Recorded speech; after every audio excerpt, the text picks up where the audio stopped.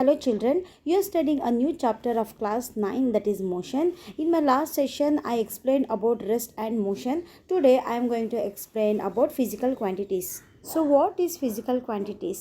Physical quantities ಅಂದರೆ ನಾವು ಯಾವುದೆಲ್ಲ ಮೆಜರ್ ಮಾಡಬಹುದು. ಫಾರ್ ಎಕ್ಸಾಂಪಲ್, ಇವಾಗ ನಿಮ್ಮ ಹತ್ರ ಒಂದು ಪೆನ್ ಇದೆ ಕೈಯಲ್ಲಿ. ಆ ಪೆನ್ದು ಲೆಂತ್ ಎಷ್ಟಿದೆ ಅಂತ ಹೇಳಿದರೆ ನೀವು ಮೆಜರ್ ಮಾಡಿ ನನಗೆ ಹೇಳ್ಬೋದು. ಅದೇ ಥರ ಕೈಯಲ್ಲಿ ಫೋನ್ ಇದೆ, ಈ ಫೋನ್ದು ಮಾಸ್ ಎಷ್ಟಿದೆ ಅಂದರೆ ವೆಯ್ಟ್ ಎಷ್ಟಿದೆ ಅಂತ ಹೇಳ್ಬೋದು. ಅದೇ ಥರ ಟೈಮು ಒಂದು ಸೆಕೆಂಡ್ಸಲ್ಲಿ ಇರ್ಬೋದು, ಇಲ್ಲ ಅವರ್ಸಲ್ಲಿ ಇರ್ಬೋದು, ಇಲ್ಲ ಅಂದರೆ ಮಿನಿಟ್ಸಲ್ಲಿ ಇರ್ಬೋದು. ಯಾವುದೇ ಒಂದು ವಿಷಯಕ್ಕೆ ಟೈಮ್ ಇರುತ್ತೆ. ಅದೇ ಥರ ಟೆಂಪ್ರೇಚರ್ ಕೂಡ ಹ್ಯೂಮನ್ ಬಾಡಿಯಿಂದ ಯಾವುದೇ ಒಂದು ವಿಷಯ ತನಕ ನಾವು ಟೆಂಪ್ರೇಚರ್ನ ಚೆಕ್ ಮಾಡಿ ಹೇಳ್ಬೋದು. ನೆಕ್ಸ್ಟ್ ಇಸ್ ಫೋರ್ಸ್ ಅಂದರೆ ಇವಾಗ ಒಂದು ಬಾಕ್ಸ್ ಇದೆ, ಆ ಬಾಕ್ಸ್ನ ನಾವು ತಳ್ಳಬೇಕಂದ್ರೆ ಅದ ಮೇಲೆ ನಾವು ಎಷ್ಟು ಫೋರ್ಸ್ ಹಾಕ್ತೀವಿ, ಎಷ್ಟು ನ್ಯೂಟನ್ ಫೋರ್ಸ್ ಹಾಕ್ತೀವಿ, ಪ್ರೆಷರ್, ವರ್ಕು, ಇದೆಲ್ಲನೂ ನಾವು ಮೆಜರ್ ಮಾಡ್ಬೋದು. ಅದಕ್ಕೆ ನಾವು ಇದಕ್ಕೆ ಫಿಸಿಕಲ್ ಕ್ವಾಂಟಿಟೀಸ್ ಅಂತ ಹೇಳ್ತೀವಿ. ಈ ಫಿಸಿಕಲ್ ಕ್ವಾಂಟಿಟೀಸು ಎರಡರಲ್ಲೂ ಡಿವೈಡ್ ಆಗುತ್ತೆ. ಒನ್ ಈಸ್ ಸ್ಕೇಲರ್ ಕ್ವಾಂಟಿಟಿ, ಇನ್ನೊಂದು vector quantity. Firstly will discuss about scalar quantities. Scalar quantity direction ಮೇಲೆ ಡಿಪೆಂಡ್ ಆಗಲ್ಲ. It can describe only by magnitude, length, mass, time, temperature, density. ಇದೆಲ್ಲ scalar quantity. ಇದೆಲ್ಲ ಮ್ಯಾಗ್ನಿಟ್ಯೂಡಿಂದ ನಾವು define ಮಾಡ್ಬೋದು. For example, ಇವಾಗ ನಾವು ಪೆನ್ ಮೆಜರ್ ಮಾಡಬೇಕು. ಪೆನ್ ಮೆಜರ್ ಮಾಡುವಾಗ ನಾವು ನಾರ್ತ್, ಈಸ್ಟ್, ವೆಸ್ಟ್, ಈ ಸೌತ್ ಈ ಥರ ಏನಾದರೂ ನಾವು ನೋಡಲ್ಲ. ಅದೇ ಥರ ಟೈಮ್ ಆಗಲಿ, ಮಾಸು, ಟೆಂಪ್ರೇಚರ್, ಇದೆಲ್ಲ ಕೂಡ ಅಷ್ಟೇ. ನಾವು ಮೆಜರ್ ಮಾಡುವಾಗ ನಾರ್ತ್, ಈಸ್ಟ್, ವೆಸ್ಟ್ ಈ ಥರ ಡೈರೆಕ್ಷನ್ಸ್ ಏನು ನಾವು ನೋಡಲ್ಲ. ಅದಕ್ಕೆ ಇದೆಲ್ಲ ಸ್ಕೇಲರ್ ಕ್ವಾಂಟಿಟೀಸ್ ಅಂತ ಹೇಳ್ತೀವಿ. Vector quantity it is dependent on both direction as well as magnitude. Vector ಕ್ವಾಂಟಿಟಿಯಲ್ಲಿ ಡೈರೆಕ್ಷನ್ ಬೇಕಾಗಿರುತ್ತೆ ಆಸ್ ವೆಲ್ ಆಸ್ ಮ್ಯಾಗ್ನಿಟ್ಯೂಡ್ ಕೂಡ ಬೇಕಾಗಿರುತ್ತೆ. ಇಲ್ಲಿ ಫಾರ್ ಎಕ್ಸಾಂಪಲ್, ಇವಾಗ ಈ ಕಡೆ ಬಾಯ್ 1 ಇದ್ದಾನೆ, ಆ ಕಡೆ ಬಾಯ್ 2 ಇದ್ದಾನೆ.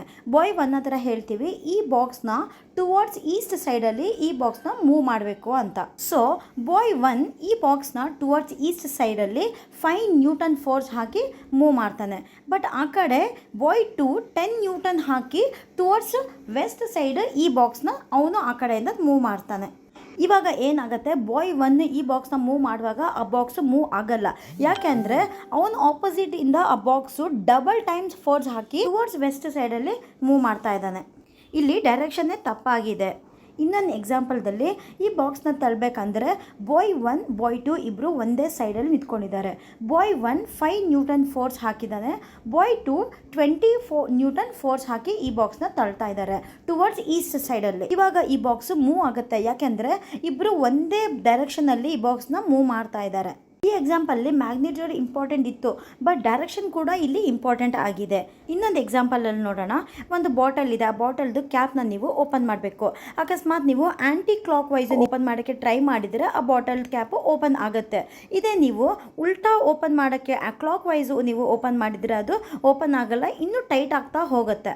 ಸೊ ಇಲ್ಲಿ ಏನು ನಮಗೆ ಅರ್ಥ ಆಗ್ತಿದೆ ಅಂದರೆ ವೆಕ್ಟರ್ ಕ್ವಾಂಟಿಟಿನಲ್ಲಿ ಮ್ಯಾಗ್ನಿಟ್ಯೂಡ್ ಇದ್ದೇ ಇರುತ್ತೆ, ಬಟ್ ಡೈರೆಕ್ಷನ್ ಕೂಡ ಇಲ್ಲಿ ಇರಲೇಬೇಕು. So, scalar quantity is not dependent on direction. It can be described only by magnitude. Example ಅಲ್ಲಿ length, mass, time, temperature, density ಬರುತ್ತೆ. ಅದೇ ಥರ vector quantity it both dependent on direction as well as magnitude. ಇದರಲ್ಲಿ magnitude ಇರಬೇಕು, direction ಕೂಡ ಇರಬೇಕು. For example force. Scalar ಕ್ವಾಂಟಿಟೀಸ್ಗೆ ನಾವು simple ಆಲ್ಫಾಬೆಟ್ಸಲ್ಲಿ represent ಮಾಡ್ಬೋದು. ಡಿಸ್ಟೆನ್ಸ್ ಇದ್ದರೆ ಡಿ ಇಂದ, ಆಮೇಲೆ ಟೈಮ್ ಇದ್ದರೆ ಟಿ ಇಂದ ನಾವು ಡಿನೋಟ್ ಮಾಡ್ತೀವಿ. ಇನ್ ವೆಕ್ಟರ್ ಕ್ವಾಂಟಿಟೀಸಲ್ಲಿ ಫೋರ್ಸ್ ಇದ್ದರೆ ನಾವು ಅದ್ರ ಮೇಲೆ ಬಾರ್ನ ಹಾಕಿ ಡಿನೋಟ್ ಮಾಡ್ತೀವಿ. Hope you have understood this. We shall discuss about distance and displacement in the next video.